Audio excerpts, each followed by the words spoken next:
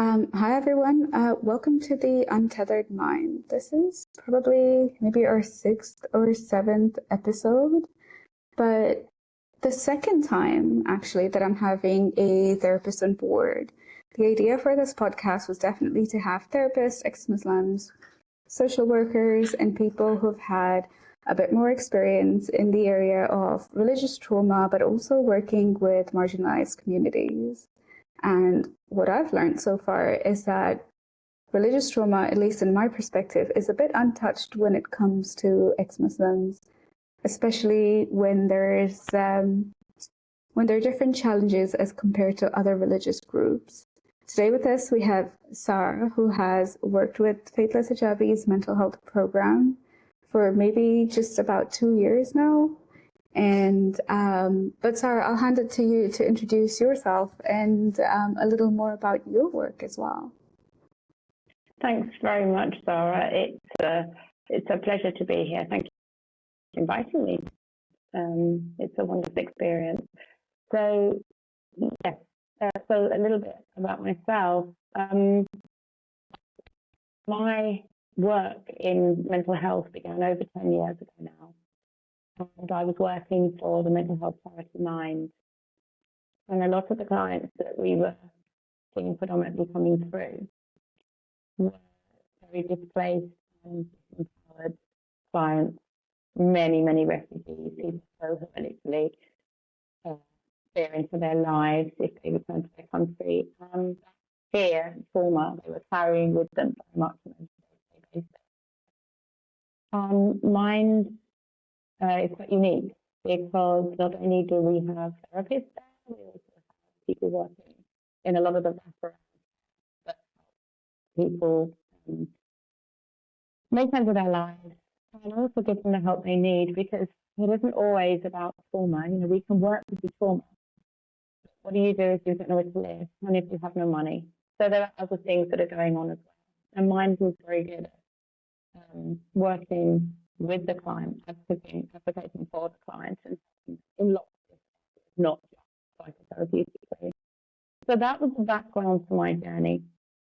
And I obviously was trained as a psychotherapist, and you're encouraged to have your own therapy, which I'd already done a lot of therapy myself anyway.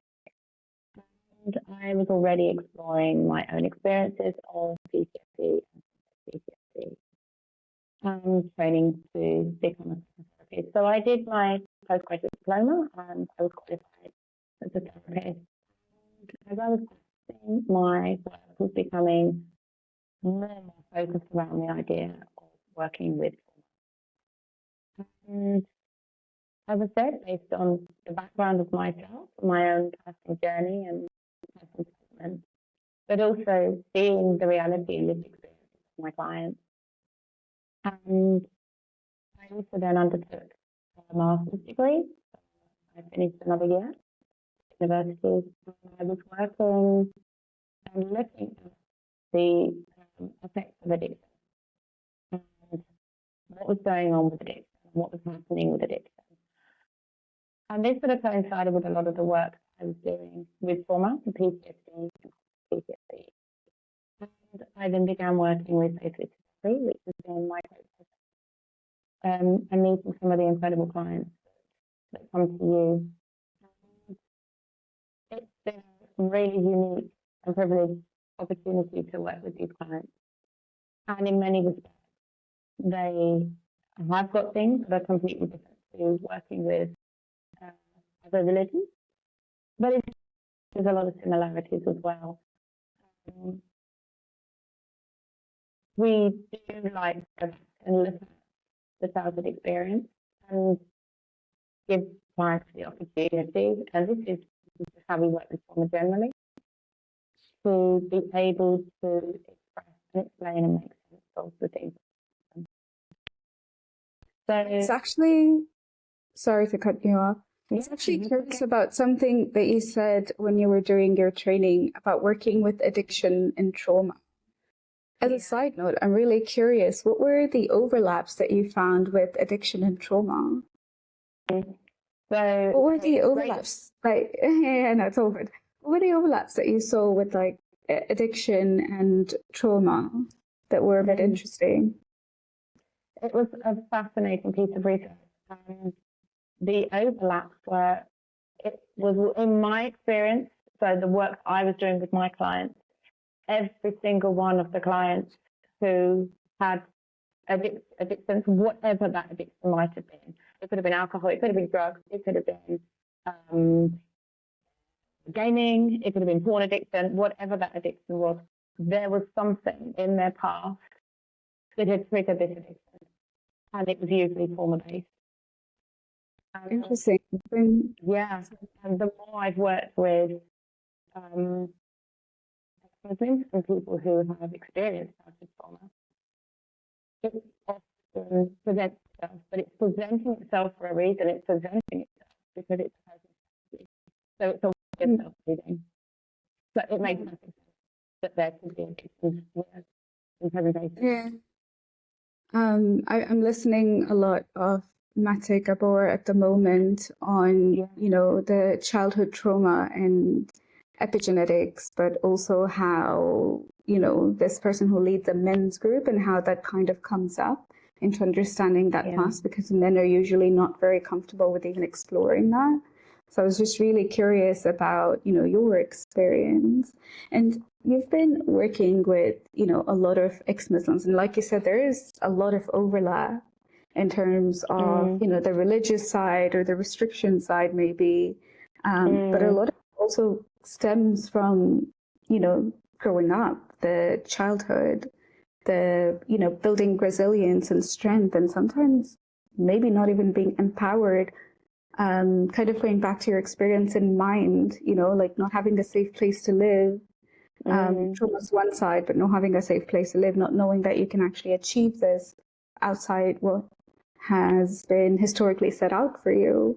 I'm wondering, like, you know, what was your experience, you know, first starting with ex-Muslims? Because that was, I imagine, a very new field or a new, I guess, portfolio clients, but a lot of similarity with like different groups of people. And what was that experience like just getting to know different ex-Muslims? It's fascinating because it wasn't just about working with a particular client. It was, where is that client based?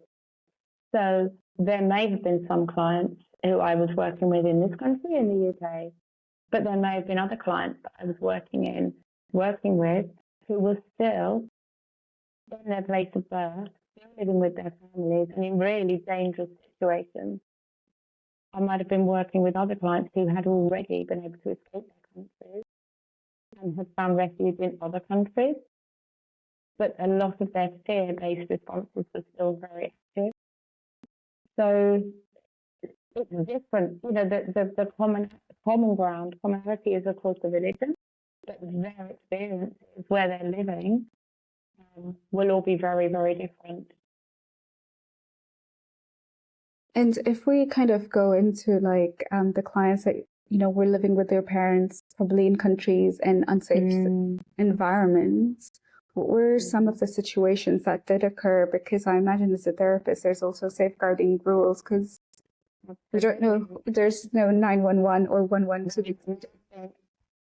Absolutely, and it would also be inappropriate to say to a client, I have to have, you know, a phone number of a parent or somebody who I can call in an emergency. It's not appropriate. If that person happens to be, you know, tied up in their trauma, may not even be aware they're having therapy at all.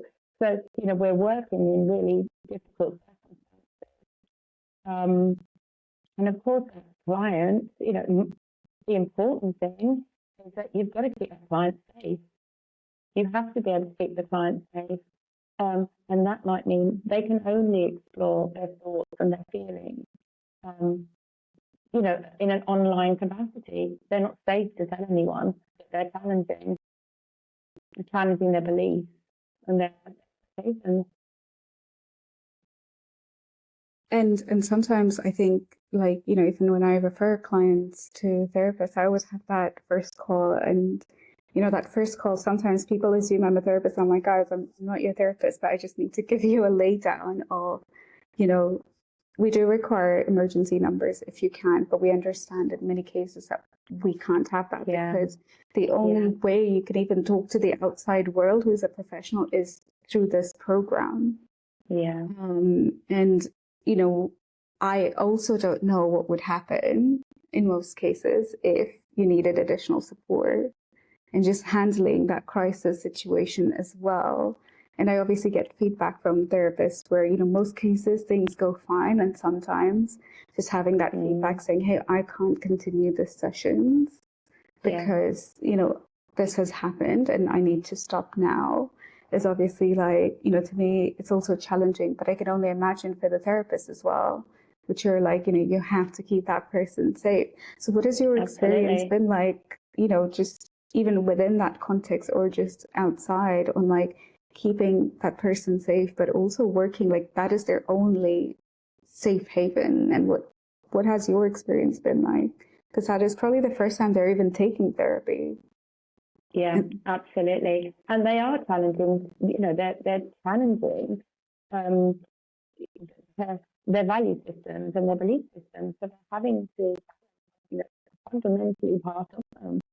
And it's, you know, so they're very, very vulnerable, but they have to be kept safe. And for many of them, that means they're staying in families, you know, where this is the cause of the trauma. It's the cause of what, you know, the reason they're seeking therapy in the first place. Some of them, you know, I have to accept that there will be sessions where my client isn't even here, doesn't even arrive at the session, doesn't come on the screen. And there is, of course, always that, you know, where are they going on? So we have to, you know, we have a way, we have to find additional ways of contacting. I've got some clients who, if they feel they can use WhatsApp and contact me and can say, it's okay, I'm okay, I don't have access to the computer, or I can't do this. And we have to expect that they have to be safe. It has to be the key importance. If you're working with people who are living, you know, in these countries or with their families, it can become easier once they start to work, once the client has perhaps gone to university in a different country, and they start to feel a little bit more grounded and a little bit safer. You have to make the success. In my experience, it's really important that that client feels they have some kind of control over that expectation. I recently had a situation because we offer therapy in English, Arabic, and Farsi as well, and very limited with Farsi. I had somebody who contacted me from, you know, the Middle East. And, you know, when we did our first call, I was struggling to talk to her in English. Her English was limited, but she insisted on only having English sessions. So I'm like, so, you know, I asked, I'm like, we do have Arabic speaking therapists.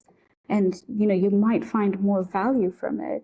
And she's like, no, because then my parents can hear. So I only need to speak English and I can use a dictionary. So we had to find a therapist who could speak both, who, you know, if she ever needed to translate.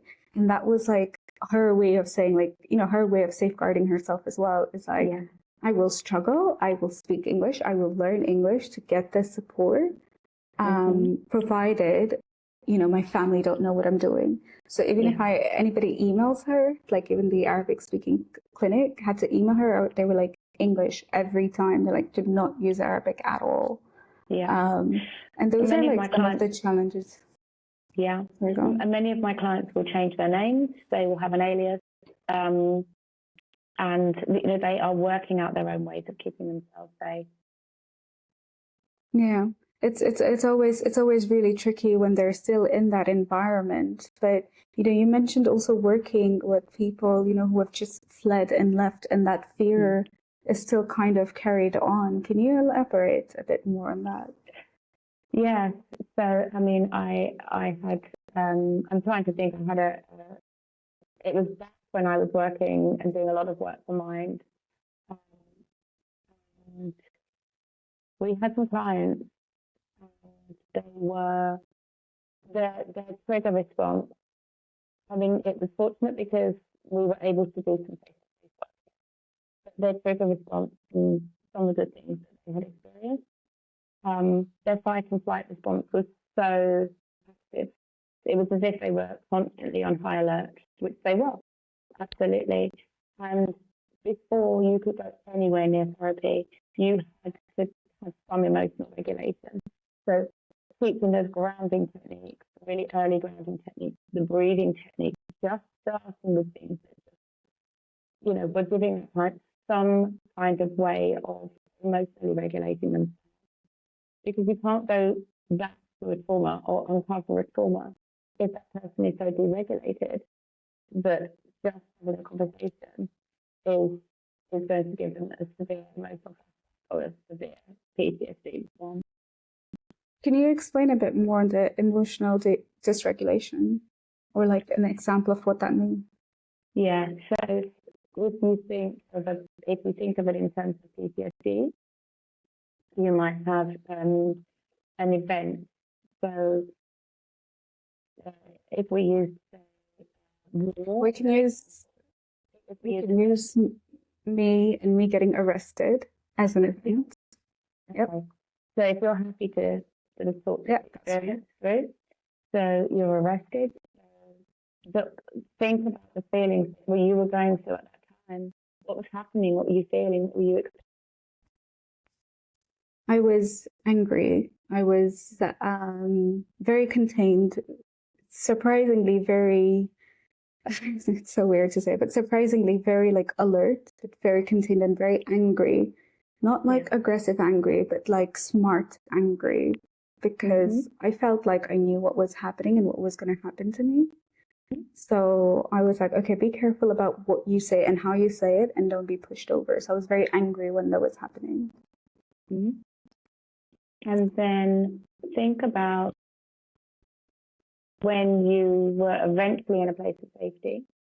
How many of those experiences were continuing even though the event was over? So the first time I felt safe was when I had finally gotten on the plane outside Tanzania. Okay. But even then, my body was just like, okay, because the first time I tried to fly, they stopped me again, put me back in prison, or tried to. And then the second time it happened, my brother bought tickets to fly with me to make sure I went through border security.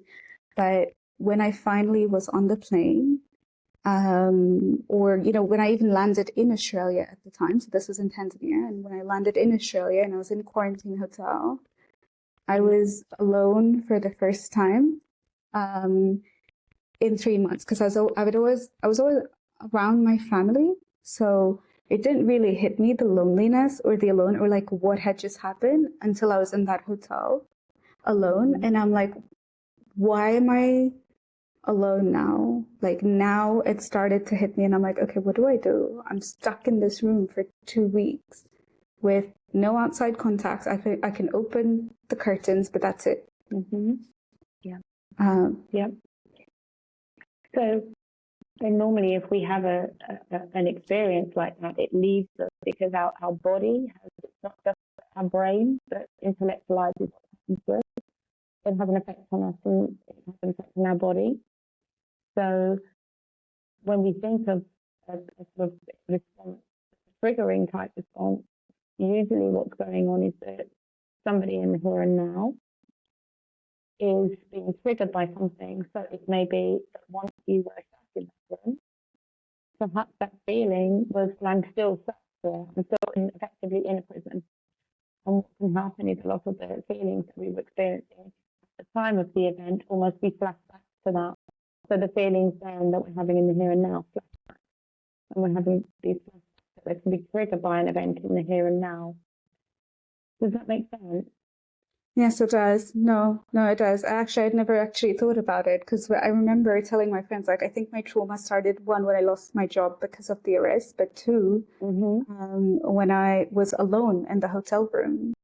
Because for the 3 months, things were happening, and, I was unsafe in that environment, but I was around my family. When it really hit me was like, oh my God, my family's not here anymore. Yeah, and it's frightening. Yeah. It's a frightening feeling. So, I was saying, so if you think, it's not just just what's going on, intellectually here. It's also about how you're feeling in your body. So your body is experiencing something. Yeah. And your body is flashing back to how did I feel at that time? Yeah. And this was something that was causing a lot of dysregulation in the clients that I was working with at Mind at the time. So, it was impossible to talk to them at that stage because they were just too traumatized. So when I'm trying to think of an example, if it may have been even just having a conversation about parents, a client might have become incontrollably upset and crying, shaking, and almost getting to the point of getting a panic attack. Yeah, like a panic attack and dissociation even, because the thought of thinking about their parents was such a frightening experience. They're actually dissociating because their brains and their bodies do not want to have to think about it. So they're emotionally at that stage not regulated. So even before you can begin the work, you have to safeguard that client by being able to say, okay, when we start to talk about difficult times, how are you going to be able to keep yourself safe? How can we keep you regulated? We start by just saying, okay, we're just going to learn some really simple breathing techniques. And just working on, we slow the breath and the breathing right down, So if you can think about, we breathe out, the out breath is the regulating breath. It's the out breath that gets the parasympathetic nervous system working properly. It's the out breath that's always going to be the longer breath. So we might breathe in for 4 counts and out for 5. Mm-hmm. We're doing things, it could be something like we just start doing some very basic tapping like this. Okay? We're just regulating our bodies. Or we start tapping here. We just start tapping on some of the points that are going to just teach the amygdala in our brain, we can calm down a little bit now. And these sorts of very, very early interventions. And then this is like, sorry, and then I imagine, no, all good. I was going to say, and then I imagine that sometimes you might need to reiterate this at different points as it comes up and remind that. And then when you've done that, or when, let's say I start off a session, it's gone not so great and they've done the tapping exercises, does that then allow you to, allow them and you to process, the conversation that you were having after? It can do in many cases, but once again, if it's looking like that client, it's not doing that client any good at all to continue with the therapy, then we would have had an agreement at some stages. What are the best things for you that we can talk about when you're dysregulating, that can switch your brain offline? What can you do that will calm yourself? Is it possible that you can read a book, play a game, listen to music, go for a walk? What are the things that you do to calm yourself? And I have so many questions. But so you had the face-to-face sessions where you saw people going through this, physically. Yes. And how does that change online? I mean, in some ways, online can provide that safe space. If you're in a safe space, provide that safe space, but also then people don't have to go on the train and walk home and be completely dysregulated or imbalanced. Yeah. Have you found that, sometimes it has been quite beneficial that online therapy can, really allow the people to give them some space after those sessions to think about, or, not be frantic about, oh my God, I'm going to go home now, crying or sobbing throughout? Yeah, absolutely. I mean, it's extremely important actually that the client has choice. Some clients, I mean, not all do, but the ones who have got choice, if they want to work face to face, then that's fine. If they want to work online, that's fine. It's their decision. So for some clients, I'm thinking about working in this country. they may feel, okay, I'm going to have my therapy session. I then need to go and sit in a coffee shop and I just need to spend some time journaling, or I need to go for a walk before I go home. But if you're working online, the client might feel that it's because it's emotionally draining work for a client. So they might feel, I need to sleep now. I can just sleep. I need to sleep. Yeah. So it's working out with that client. What do you need? What is best for you when a therapy session finishes? What keeps you safe straight after a therapy session if we're dealing with some really complex emotions? And kind of going back to some of the questions that we did kind of prepare, and I know we touched on different things, especially when it came to like, you know, breaking those value systems and, you know, thinking about the family that can cause a lot of people, it can cause a lot of people anxiety when thinking about it, even after they're in a safe space as well, like just thinking about the memories of their family. Do you find that even those raised in non-abusive, classically like physically abusive households, also find it difficult to think about their families or what they've lost outside breaking these value systems? I think it's impossible not to be affected by that. Are you specifically looking at if they have been rejected by the family, or if the family has disowned them? Is this specifically? Yeah, maybe we could talk about like disownment, but I can, or maybe we could talk about the compare and contrast, if there is any, on like growing up in a physically abusive family and not, but then coming to the same point where you're not talking to your family, and if there are any differences there in how they see, you know, themselves now and their relationship with their families. And also the aspect of grieving people who are alive, even though they've, you know, on one scenario, you know, the people who actually hurt them, abused them. And then on the second scenario, people who abandoned them, but did not abuse them. So there are multiple questions here, but happy to have it open. Yeah, sorry. Break it down a little bit. So if you start by saying, okay, so you've got somebody who's come from an abusive family, but it's not necessarily a religious or culturally impacted family. And in comparison with somebody who's come from a background that's abusive, but there's religious trauma and cultural and family expectations. Is that what you mean? We can start there. Yeah. So, okay, so you might have, think of an imaginary scenario here where you might have a client who comes from a very abusive family, but the abuse isn't religious and it's not cultural. The client themselves, working through pet therapy, may have decided actually to keep myself safe. I cannot see my family. So it might be their decision. Or it may be that they've disclosed something. They may have disclosed some family sexual abuse, for example, and they haven't been believed. So there is an abandonment as well here, and the family may have rejected them. So there's all sorts of reasons why this might happen. Now, that's not to say that can't happen with somebody who's from a religious background, but there are added complications.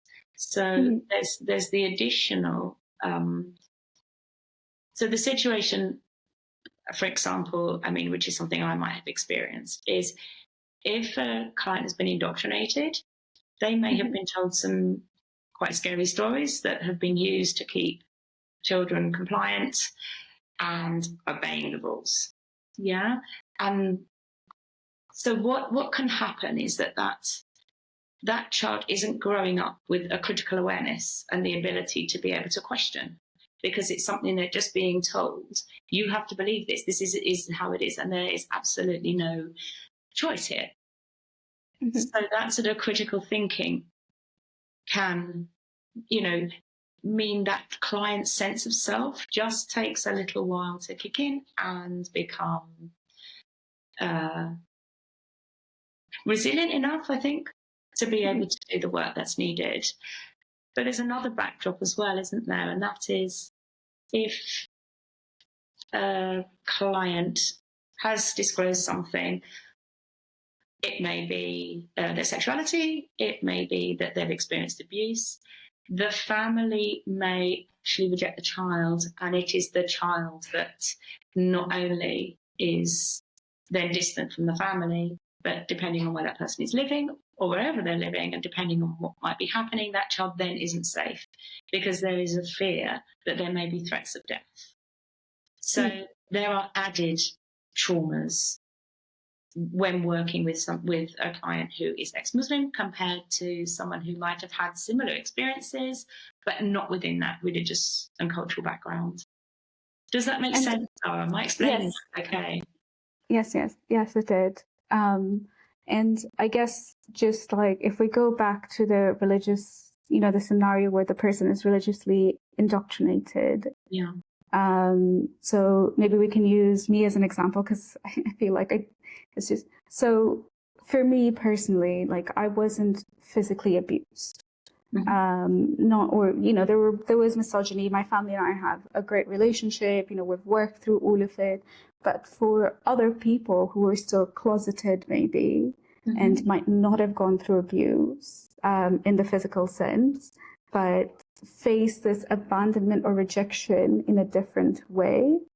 Mm-hmm. I'm wondering if there's a difference between the abuse part, like the physical abuse, and the non-physical abuse if you're in the same situation as ex-Muslims. Like you might be closeted, you might be out there, but maybe your parents weren't like physically abusive, but they've abandoned you. And I'm wondering, like, for those, we still grieve.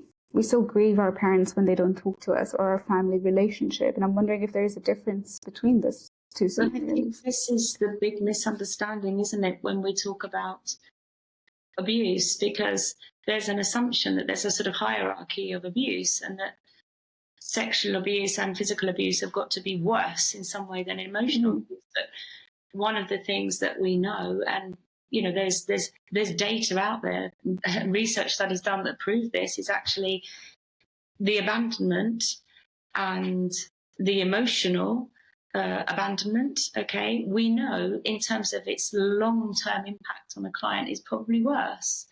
Now, that's not to say that emotional abuse doesn't come hand in hand with sexual and physical abuse, but if you've got a child that has been raised by good enough parents and they grow up safe and secure, they might have something happen to them that's traumatic, and they may experience PTSD, but their chances of recovery might be more positive in terms of their prognosis than someone who's experienced emotional abandonment and having parents who don't meet that child's emotional needs, because they're going through that in childhood, okay? So they're going through this at a time when that child's brain is developing faster than it will ever develop at any other point in its life. So if the child is growing up never being, they may have well-meaning parents, okay, but that child is growing up and it's not having its emotional needs met. Now, that's still traumatic, because that child may be trying to make sense of a world and they are not being heard, they're not being witnessed. No one's understanding what it feels like to be experiencing life for that child. So that will have a long-term effect on the client. It can lead to anxiety, it can lead to depression, and a feeling of what is wrong with me, that I'm having these thoughts and feelings, and I'm being told, you're wrong. You're wrong for thinking like that. You shouldn't think like that. But our thoughts and feelings aren't wrong. We're having them. They're just our feelings.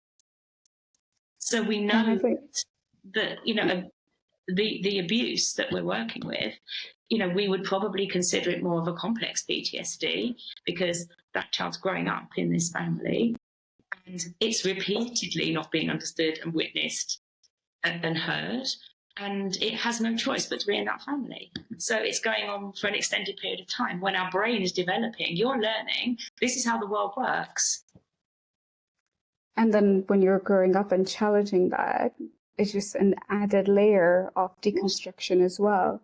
And the reason I ask that question is that, as ex-Muslims, or especially when you're a public or an activist, I get this a lot, and a lot of my peers get it a lot. And it's always like, oh, your parents abused you physically, etc., or somebody had done XYZ for you to think a certain way. And I kind of wanted to highlight that it didn't have to be physical abuse for you to leave or for you to feel that abandonment, right? Absolutely. Or you can react, you could have very similar experiences, like me and my sisters, for instance, growing up the same way and being very different people as well. And then when we talk about our childhood, I'm like, oh, did you notice that maybe I saw it this way and you saw it the other way? And I think that's why I asked that question, because I feel like a lot of people just think that it is a response to, the abuse, the physical abuse specifically, and kind of taking away our agency and autonomy from the critical thinking part or the questioning part. And that's why I wanted to know if you had noticed like a difference. But I think you raised such a valid point on like that abandonment on the child's formative years as well. I think the next question I had was, I think we kind of touched on it, on like the unique challenges that ex-Muslim face, like the indoctrination part. But I was wondering if there was anything else that you wanted to add on to that. Maybe on the topic of shame and guilt. Actually, I didn't put them in my questions, but I'm wondering if you've worked with like male and female ex-Muslim clients, and if there was a particular type of shame and guilt that were different between the two, or if they were carrying shame and guilt as part of their unlearning and taking therapy as well. That's a really interesting question, isn't it? Because I think if you think culturally, the guilt and the shame it's a very understandable feeling to have, considering what someone has been through. So the guilt may be along the lines of, I am letting my family down. I have brought shame on my family because I have challenged the faith and I have to walk away from it. I mean, it's quite a unique set of feelings to have, isn't it? In terms of leaving a religious and cultural community. And, working with shame and guilt, it can be very challenging. And I think it can be worth, I think sometimes one of a really good intervention is actually sort of trying to create a kind of timeline for a client, where you can look at what are some of the really key events that happened to you in your childhood, okay? And we explore them. What did it do to you then? Okay, what's it teaching you about the world? And the client is going through a process of challenging anyway. So this gives them the opportunity, particularly if you can document it somehow. So if you're working face to face with the client, we've got a big whiteboard up and we just write it all down. Okay, you can do that online as well, because you can share screens, you can put a document up or a whiteboard up on a screen, and we can start to document.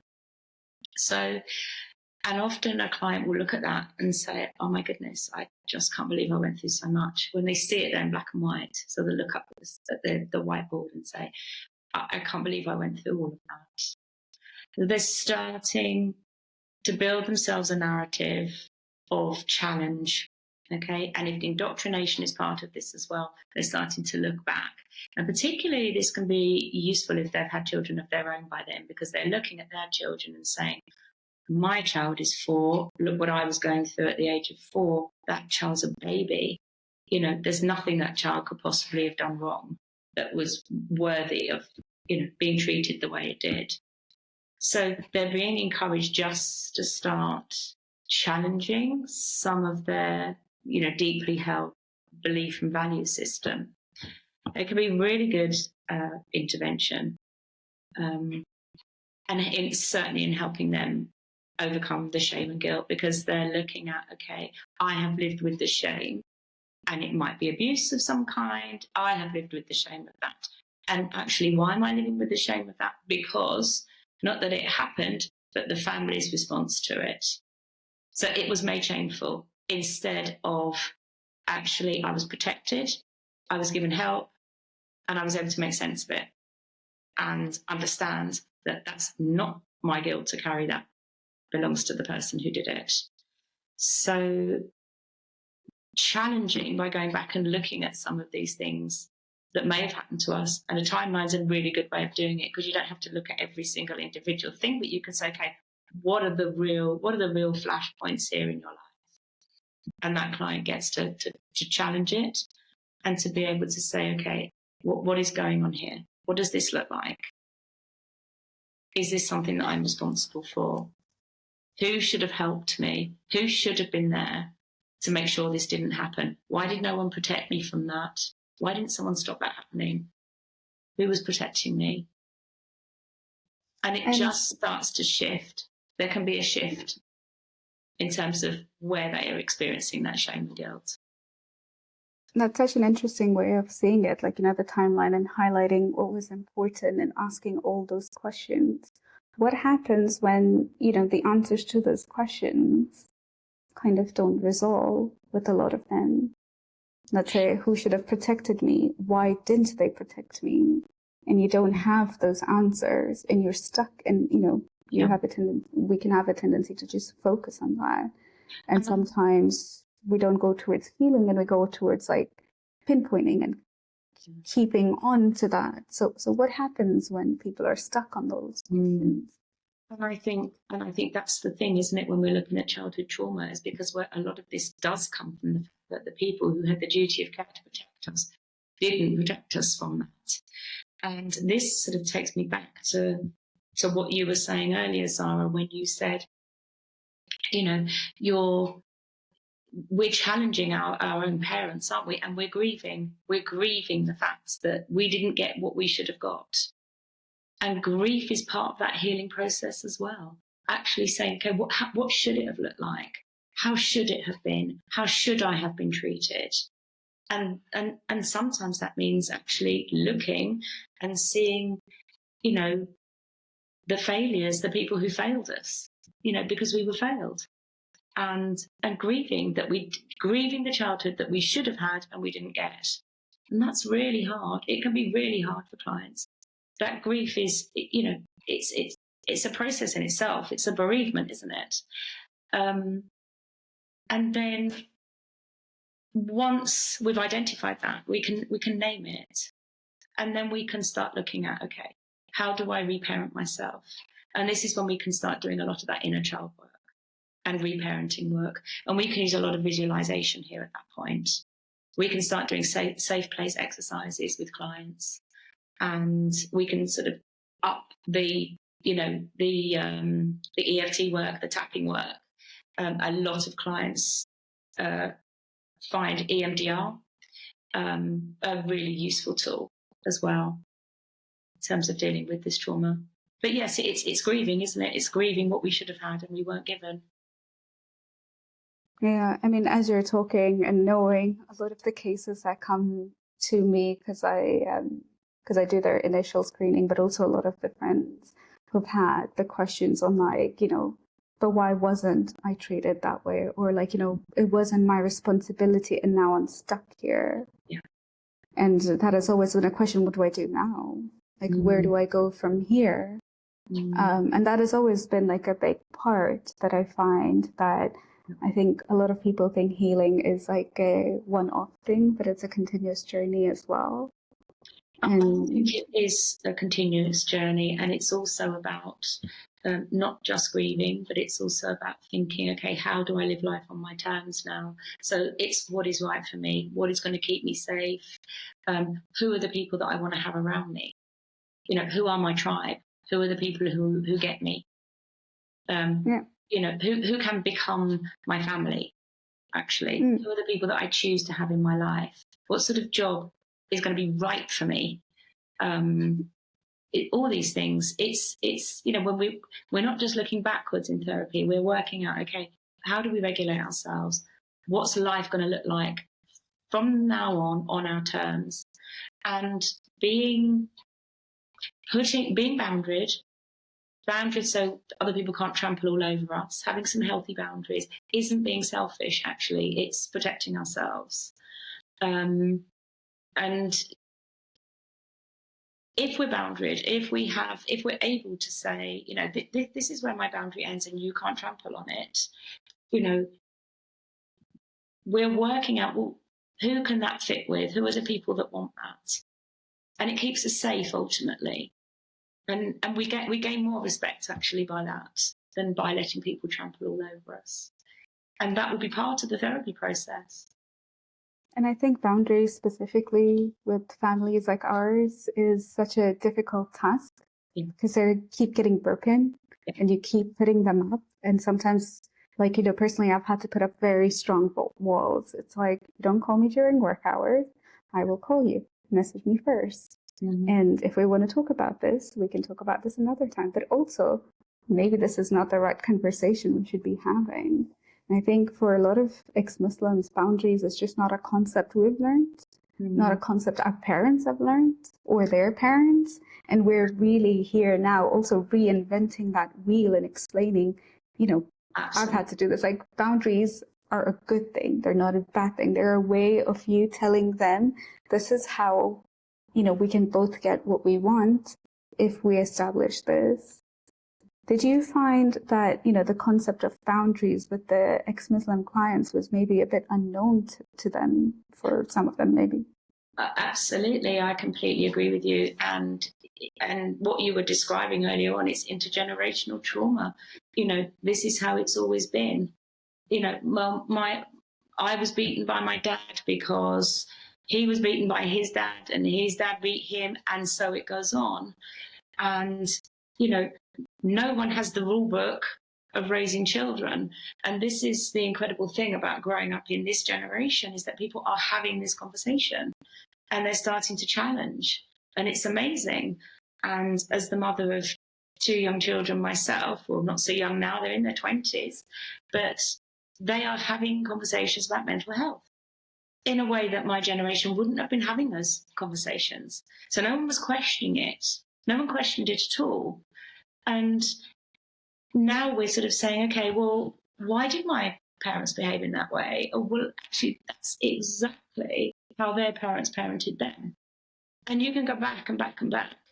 And the thing is, you've often got, as you're saying, in the families of ex-Muslims, you're talking about stepping over each other's boundaries. If there is an expectation that you just do what your elders say is right, how can you separate yourself from that? If that's always been the case, and that lesson has been repeated again and again and again through the generations, you have to not just challenge your parent, you're challenging a culture.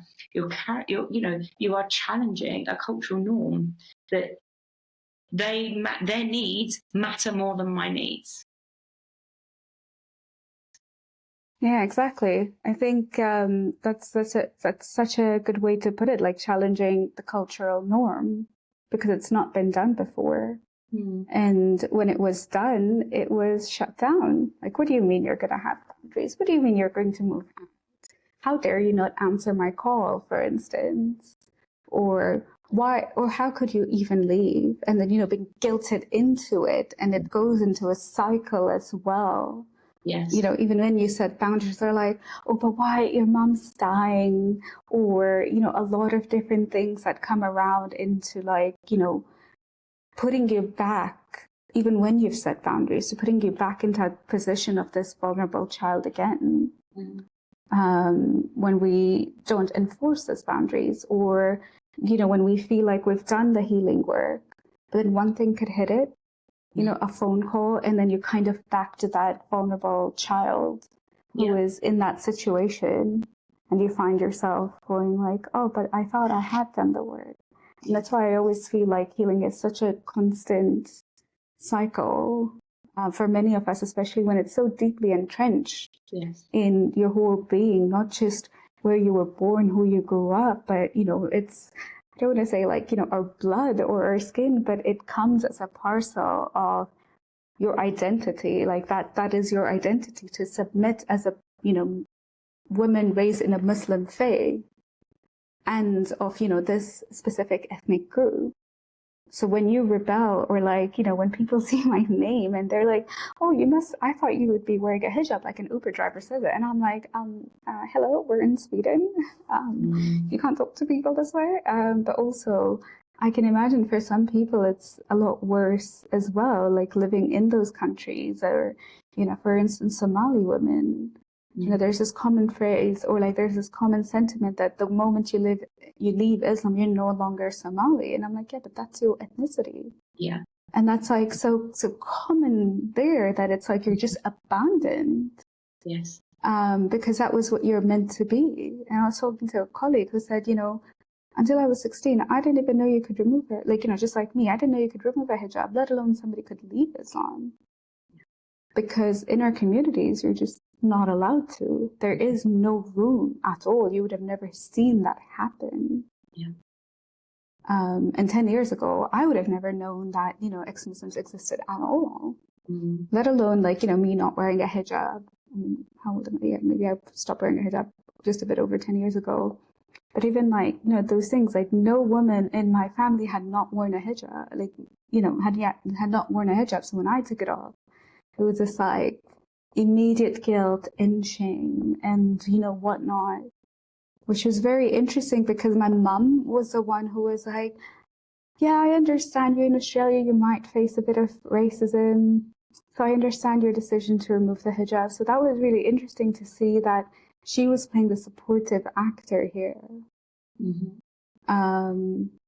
But this has been really, really nice, and I don't want to take up too much of your time. I feel like we should have you again, and I have so many topics. I feel like I was like, just wanted to pick apart so many different things and go deeper, but there were so many, like, I think I really like the format of actually going into like a practical, like situation type, you know, podcast, and like, you know, breaking that apart in different segments. And I feel like I really want to have you again.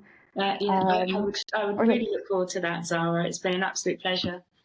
It's been so fun. Thank you so much. I still have so many questions. I'm definitely going to have you back. But I feel, but the more we talk, I feel like Jimmy is going to get jealous. So I'm really excited for it. But thank you so much for coming. Stop the recording and then we can stay back a bit. That's great. Thank you very much.